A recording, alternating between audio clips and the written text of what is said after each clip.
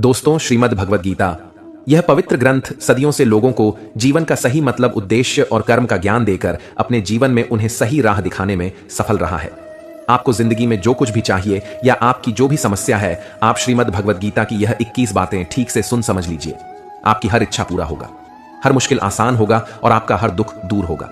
इसलिए मित्रों, आज इस दिव्य संदेश को सुनने से पहले कृपया कमेंट में जय श्री राधे कृष्ण अवश्य लिखें। आपकी भक्ति इस आध्यात्मिक यात्रा को और भी सुखमय बनाएगा। यदि आप हमारे चैनल विज्जू इंस्पायर्ड पर नए हैं तो अभी सब्सक्राइब करें और घंटी दबाएं ताकि हर भक्ति यात्रा में आप हमारे साथ रहे। दोस्तों, हमारे चैनल पर भगवान श्री कृष्ण द्वारा दिए गए 21 महत्वपूर्ण विचारों को आपके लिए लाए हैं ताकि ये आपके वर्तमान और भविष्य के सभी दुखों और कष्टों का निवारण करने में आपकी मदद कर सके।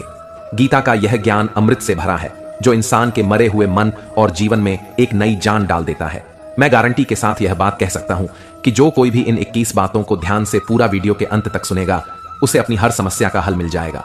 उसे वह सब कुछ मिल जाएगा जो वह पाना चाहता है।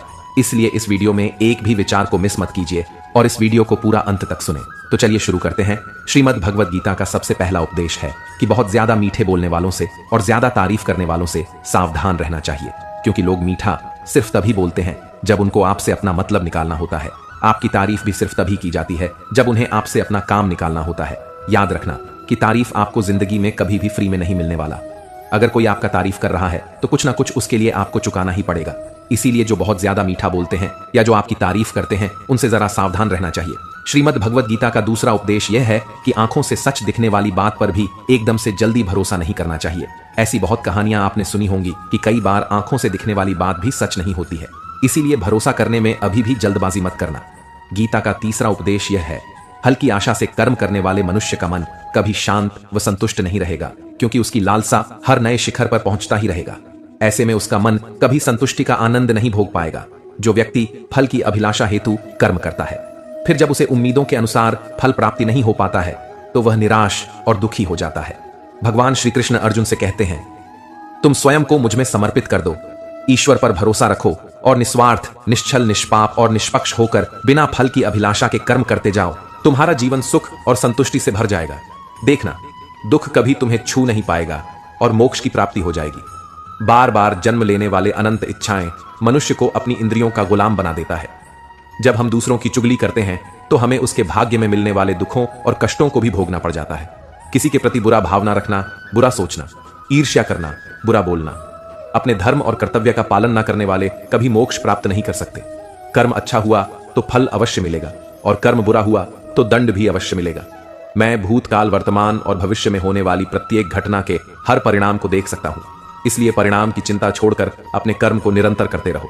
कर्म अच्छा हो या बुरा, वे तब तक पीछा नहीं छोड़ते जब तक वह कर्म करने वाले को फल की प्राप्ति नहीं हो जाता, यानी जब तक कर्म करने वाला अपने कर्म के परिणामों को पूर्ण रूप से भोग न ले। समय से पहले और भाग्य से अधिक कभी किसी को नहीं मिल पाता। सामान्य मनुष्य सदैव सर्वश्रेष्ठ मनुष्यों को देखकर, उन्हीं के आदर्शों पर चलकर उन्हीं के जैसा बनने का प्रयास करते हैं। संसार तुम्हें वैसा ही देखेगा।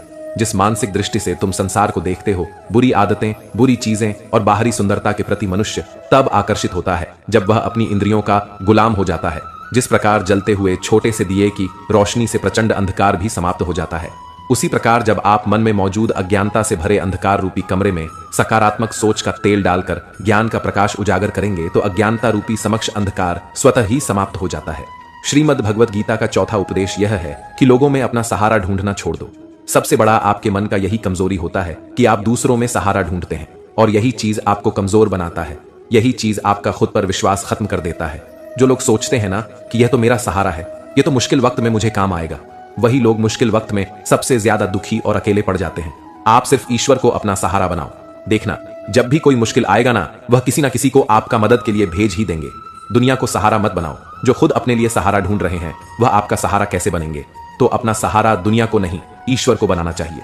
गीता की 5वीं शिक्षा यह है कि क्रोध मनुष्य का सर्वनाश कर देता है। क्रोधी इंसान का कोई मित्र ही नहीं होता। हर इंसान उससे दूर भागता है। उसके सारे रिश्ते समाप्त हो जाते हैं। जो इंसान अपना क्रोध को नहीं संभाल सकता, वह जिंदगी में कुछ भी संभाल नहीं सकता। श्रीमद् भगवद गीता का छठा उपदेश यह है, ईश्वर पर भरोसा रखकर दिल से उन्हें याद करोगे तो वह अवश्य किसी न किसी रूप में आकर आपकी मदद जरूर करेंगे। ईश्वर आपकी सुनता है या नहीं, यह आपके श्रद्धा, विश्वास और आस्था पर निर्भर करता है। किसी का भला करके कभी एहसान ना जताएं।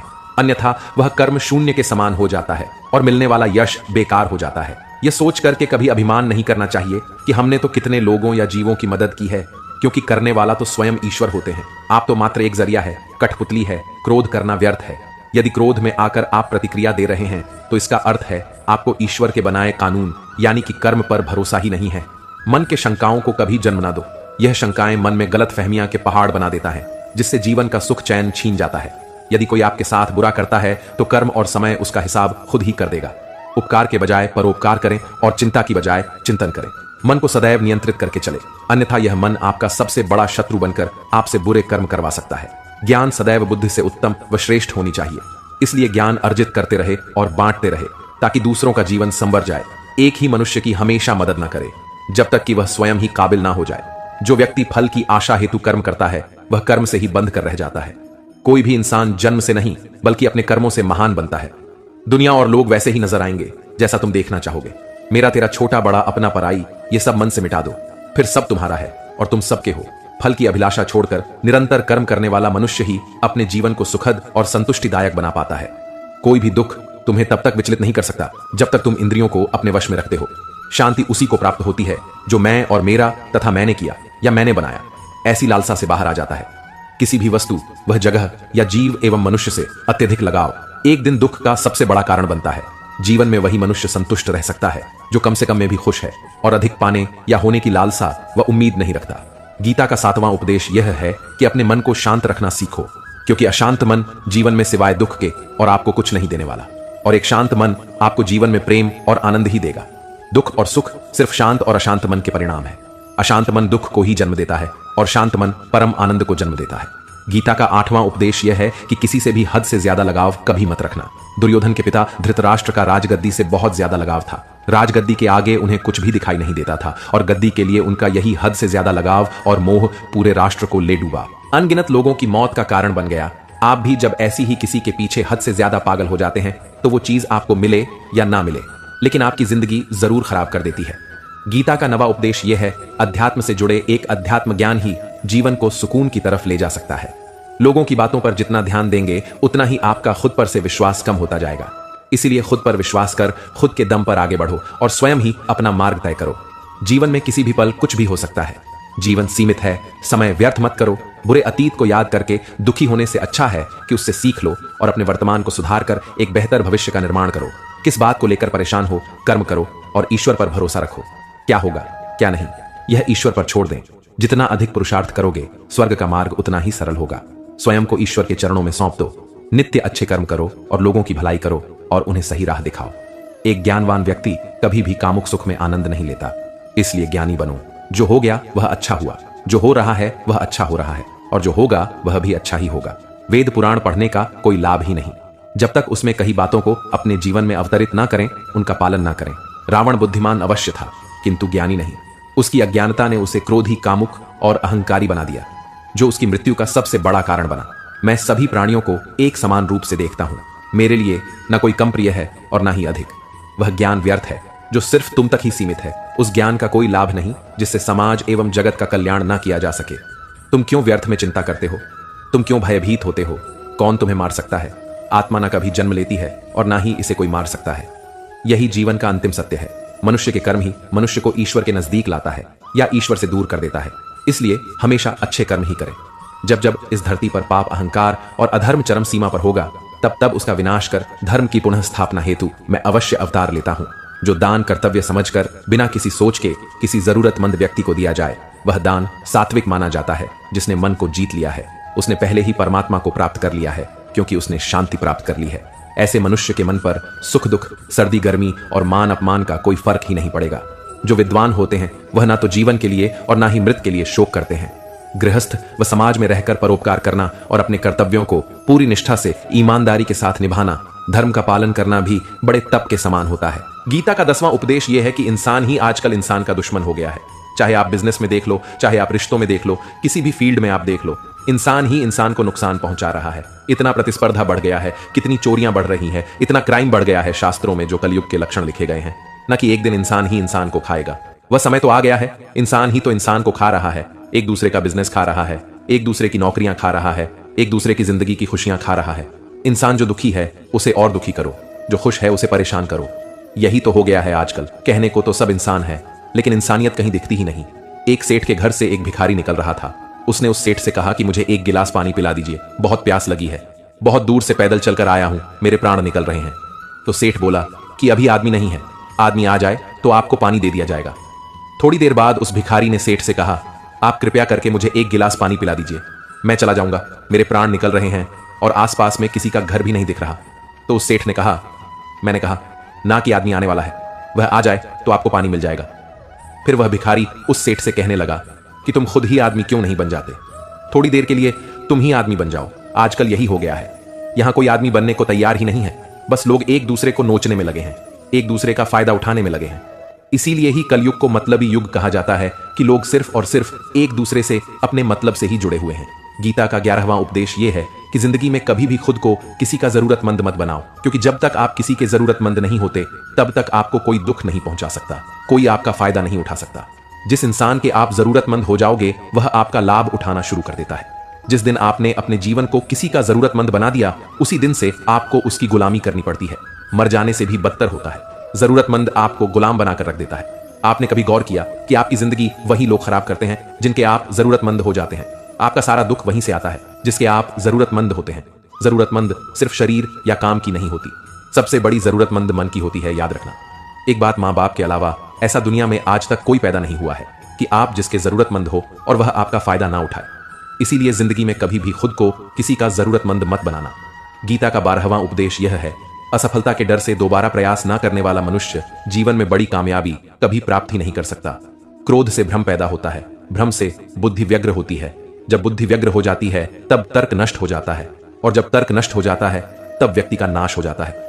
बड़ी कामयाबी एक ऐसे ताले में बंद होती है जो 5 चाबियां से खुलती है। सकारात्मक सोच, एकाग्रता, सच्ची लगन, दृढ़ संकल्प और निरंतर प्रयास।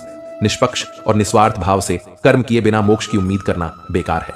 जब भी मनुष्य स्वयं के इंद्रियों के अधीन हो जाता है तो वासना, आलस और लालच जैसी बुरी आदतें मन पर सवार हो जाती हैं।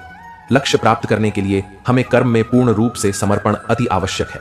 इसके लिए धन की लालसा मन से निकालकर अपने कर्म पर केंद्रित होना चाहिए। कर्म को लेकर श्री कृष्ण जी कहते हैं, हे अर्जुन, तुम कर्म करने के अधिकारी हो, न कि उससे मिलने वाले फल के। अतः बिना फल की आशा किए जब कर्म करोगे तभी तुम फल की प्राप्ति के पात्र कहलाओगे। क्रोध सोचने की ताकत को हर लेता है, जिस वजह से सही फैसला ले पाना कठिन हो जाता है। यदि आप कर्म फल प्राप्ति की लालसा व लालच हेतु कर रहे हैं तो कर्म कभी आपकी उम्मीदों के अनुसार प्राप्त नहीं होगा। बुरे कर्म से पीछा छुड़ाने का सबसे बेहतर तरीका है मन में अच्छे विचारों को आने दो और सकारात्मकता से सोचो। मनुष्य का मन परिवर्तनशील है। हमारे सोचने का तरीका और आदतें वैसे ही बनेंगी जिस तरह से लोग और माहौल में हम अधिक समय बिता रहे होंगे। मनुष्य जीवन में वही करता है जो भी वह देखता है, सुनता है, समझता है। जो व्यक्ति किसी अच्छे कर्म को करते हुए उसे ही अपना सौभाग्य और पुरस्कार मानता है, तो ऐसे व्यक्ति को कर्म फल उम्मीदों से कहीं अधिक मिल जाता है। बड़े लक्ष्यों के निर्माण और सपनों को सच करने के लिए सबसे पहले आपको कल्पनाकारी बनना होगा। गीता का 13वां उपदेश यह है कि जिस रिश्ते में मर्यादा टूट जाती है वहां सिर्फ सर्वनाश ही होता है। कोई आपसे बड़ा है या छोटा है, अगर वह रिश्तों में अपनी मर्यादाओं को तोड़ देगा तो वह रिश्ता कभी नहीं टिक सकता। रिश्ता सिर्फ तभी चलता है जब दो लोग एक दूसरे की इज्जत करते हैं, कदर करते हैं और कभी अपनी लिमिट क्रॉस नहीं करते हैं। जिस रिश्ते में कोई लिमिट नहीं है, एक दूसरे की इज्जत नहीं है, वह रिश्ता आज नहीं तो कल खत्म ही हो जाता है। गीता का 14वां उपदेश यह है कि जिस रिश्ते में मर्यादाएं टूट जाती हैं वहां सिर्फ सर्वनाश ही होता है। कोई आपसे बड़ा है या छोटा है, अगर वह रिश्तों में अपनी मर्यादाओं को तोड़ देगा तो वह रिश्ता कभी नहीं टिक सकता। रिश्ता सिर्फ तभी चलता है जब दो लोग एक दूसरे की इज्जत करते हैं, कदर करते हैं और कभी अपनी लिमिट क्रॉस नहीं करते हैं। जिस रिश्ते में कोई लिमिट नहीं है, एक दूसरे की इज्जत नहीं है, वह रिश्ता आज नहीं तो कल खत्म हो ही जाता है। गीता का 15वां उपदेश यह है, जो आपके मुंह पर अपनापन दिखाए, आपकी पीठ पीछे आपको नुकसान पहुंचाए, ऐसे लोगों से दूर ही रहना। भगवान श्री कृष्ण ने कहा है कि ऐसे लोग उस घड़े की तरह होते हैं जिसके मुंह में तो अमृत लगा है लेकिन जिसके भीतर जहर भरा हुआ होता है, आप जिसे अमृत समझकर पी जाते हैं, वास्तविकता में वह जहर ही होता है। तो ऐसे लोगों को जहर की तरह छोड़ देना चाहिए जो अपनेपन का दिखावा करें और पीछे से हमेशा आपको नुकसान पहुंचाए। गीता का 16वां उपदेश यह है कि अपनी खुशी और अपना दुख हर किसी के आगे जाहिर नहीं करना चाहिए, क्योंकि लोग आपकी खुशी पर नजर लगा देते हैं और आपके दुख में आपकी हंसी उड़ाने लगते हैं। आपकी खुशी से कोई खुश नहीं होता, लोगों को जलन होती है। हर आंसू आंख में लाया ना करो, हर जख्म सबको दिखाया ना करो। यहां लोग हाथ में नमक लिए फिरते हैं, इसलिए अपना हर दर्द सबको दिखाया ना करो। लोग तो बैठे ही हैं दुखी इंसान को और दुखी करने, और जो खुश है उसको तकलीफ पहुंचाने के लिए अपनी मन की हालत अपने तक ही रखो। सिर्फ उसे बताओ जिससे उसे समझने की समझ हो। गीता का 17वां उपदेश यह है कि जीवन में कई बार नया शुरू करने के लिए पुराने को पूरी तरह से मिटाना पड़ता है। श्री कृष्ण से कुंती ने पूछा था कि हे कृष्ण, क्यों तुमने इतना बड़ा महायुद्ध करवा दिया? तो श्री कृष्ण ने बोला कि अधर्म बहुत बढ़ गया था और इस अधर्म का पूरी तरह से नाश करने के लिए, एक नए युग को लाने के लिए पुराने का सर्वनाश करना बहुत जरूरी होता है। जब कोई महल पूरी तरह से भंगार हो जाती है, बहुत पुरानी हो जाती है, तो उसे पूरी तरह से तोड़कर फिर से नवनिर्माण होता है। ऐसे ही आपके जीवन में भी आपको कुछ नया करना है तो पुराने को पूरी तरह से मिटाना होगा। गीता का 18वां उपदेश यह है कि जब भी जिंदगी में खुद को अकेला महसूस करो, तब इस सच्चाई को ठीक से समझ लेना कि आप दुनिया में अकेले ही आए थे और अकेले ही जाओगे। वास्तविकता में यहां कोई आपका अपना नहीं है। एक दिन तो जो माँ बाप हमें जन्म देते हैं वह भी हमें अकेला छोड़ के चले जाते हैं, तो औरों से तो उम्मीद ही क्या करना। यदि कोई आपका साथ छोड़ दे तो याद रखना कि वह ईश्वर सदा आपके साथ है, वह कभी आपका साथ नहीं छोड़ता। गीता में श्री कृष्ण ने अर्जुन से कहा कि चाहे कोई मनुष्य मुझे माने या ना माने, लेकिन मैं इंसान का साथ कभी नहीं छोड़ता, क्योंकि यह सब मेरे ही संतानें हैं।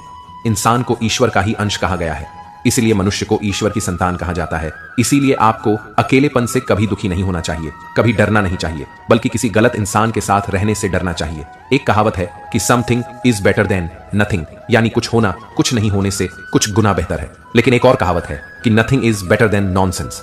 इन नॉनसेंस लोगों के साथ रहने से अच्छा है आप अकेले ही रहो। इसीलिए गीता का यह उपदेश हर इंसान के लिए बहुत जरूरी है जो खुद को अकेला समझकर दुखी हो जाते हैं। इसीलिए अकेलेपन से डरना, दुखी होना छोड़ दो, क्योंकि यहां कोई किसी का नहीं होता। गीता का 19वां उपदेश यह है कि कभी भी अपने धन, अपने पद और बल का अभिमान नहीं करना चाहिए। दुर्योधन को बहुत अभिमान था कि मेरे पास भीष्म पितामह जैसे, द्रोणाचार्य और कर्ण जैसे योद्धा बैठे हैं, तो यह पांडवों को तुम्हें यूं ही मसल कर रख दूंगा। अपने धन का अभिमान था, अपने पद और शक्ति का अभिमान था, लेकिन वह अभिमान ही एक दिन उसके सर्वनाश का कारण बना। जो लोग अपने पैसे के अहंकार में या शक्ति के अहंकार में दूसरों को नीचा दिखाते हैं, दूसरों को चोट पहुंचाते हैं, एक दिन उनकी वही गलती उनका सर्वनाश कर देती है। इसलिए जीवन में आप चाहे कितने भी सफल हो जाएं, कितने भी बड़े इंसान हो जाएं, लेकिन उसका अभिमान दूसरों को कभी मत दिखाना। गीता का 20वां उपदेश यह है। श्री कृष्ण अर्जुन से कहते हैं कि हे अर्जुन, मृत्यु जीवन का अटल सत्य है, जिसे कुछ समय के लिए टाला तो जा सकता है, किंतु झूठा साबित नहीं किया जा सकता। और यह शरीर तो किराए के घर की भांति है, जहां हम कुछ समय के मेहमान हैं। शरीर नश्वर है, किंतु आत्मा अमर है। जो होना है उसे कोई टाल नहीं जा सकता, और जो होना ही नहीं है उसके बारे में शोक व चिंता करके स्वयं की परेशानियां बढ़ाने के ही समान है। जो भी जन्म लेता है उसकी मृत्यु निश्चित है, और मरने वाले का जन्म निश्चित है। इसलिए जो अटल है उसके विषय में तुमको शोक नहीं करना चाहिए। सच्चाई से कभी दूर नहीं भागा जा सकता है, इसलिए सत्य को स्वीकार कर लेने में ही हमारी समझदारी है। झूठ को जानबूझकर सत्य मानकर जीना ही बहुत बड़ी गलतफहमी कहलाता है। स्वयं की व्यक्तिगत सोच गलतफहमियां को भी जन्म दे सकता है, इसलिए स्वयं की व्यक्तिगत सोच को दूसरों पर कभी नहीं थोपना चाहिए। वासना, क्रोध और लालच, यह नरक के 3 द्वार होते हैं। बिना मोक्ष के जन्म मरण के चक्र से छुटकारा नहीं पाया जा सकता। जिस प्रकार अग्नि सोने को परखता है, उसी प्रकार संकट वीर पुरुषों को परखता है। मनुष्य का सबसे बड़ा और सबसे पहला शत्रु या मित्र उसका मन ही होता है। एक और हद से अधिक इच्छाएं जीवन का सुकून छीन लेता है। बिना किसी पुरुषार्थ के आप अच्छे फल व सकारात्मक परिणाम की कामना ही नहीं कर सकते। यदि आप धर्म के मार्ग पर चलते हैं तो परिणाम की चिंता किए बिना अपने धर्म का निडरता से पालन करें। 21वां उपदेश यह है कि जहां आपके लिए प्रेम और इज्जत नहीं है वहां कभी मत जाओ। महाभारत का युद्ध शुरू होने से पहले श्री कृष्ण हस्तिनापुर गए थे पांडवों की तरफ से शांति प्रस्ताव लेकर कि तब शकुनी ने दुर्योधन से कहा, यह कृष्ण बड़ा मायावी है, अगर यह हमारे पक्ष में आ जाए तो समझ लो पांडव हार ही गए, तो इसकी सेवा कर, इसको अपने घर आने का निमंत्रण भेजो, इसे खुश करो। जब श्री कृष्ण हस्तिनापुर पहुंचे तो दुर्योधन ने उन्हें अपने घर आने के लिए कहा और श्री कृष्ण से कहा, आप मेरे घर में रहिए, मेरा आतिथ्य स्वीकार कीजिए, मेरे घर में भोजन कीजिए। तो श्री कृष्ण ने दुर्योधन से कहा कि दुर्योधन, इंसान को किसी के घर तभी भोजन करना चाहिए, तभी जाना चाहिए, या तो उसे बहुत प्रेम हो, या तो हमारे जीवन में कोई बहुत बड़ी आपत्ति आ गई हो। ना तो मेरा जिंदगी में कोई आपत्ति आई है और ना ही तुम्हारा मुझसे कोई प्रेम है, तो तुम्हारे घर तो मैं कभी नहीं आऊंगा। तुम मुझे अपने घर बुला रहे हो सिर्फ और सिर्फ अपना मतलब पूरा करने के लिए, और मतलबी लोगों के घर कभी नहीं जाना चाहिए। इसीलिए इससे हमको यह शिक्षा मिलती है कि जिसके दिल में आपके लिए प्रेम नहीं है, इज्जत नहीं है, वहां आपको कभी नहीं रहना चाहिए। आपको सिर्फ उसी जगह रहना चाहिए जहां आपकी कदर हो, आपको इज्जत मिले और जहां आपको प्रेम मिले। गीता का दोस्तों, अगर आपने भगवान श्री कृष्ण द्वारा दिए गए इन विचारों से कुछ भी सीखा हो तो कमेंट में जय श्री राधे कृष्ण अवश्य लिख दीजिए और वीडियो को लाइक करके हमारे चैनल विज्जू इंस्पायर्ड को अभी सब्सक्राइब कर लीजिए और इस वीडियो को अपने प्रिय लोगों के साथ अवश्य शेयर कीजिए। धन्यवाद। जय श्री राधे कृष्णा।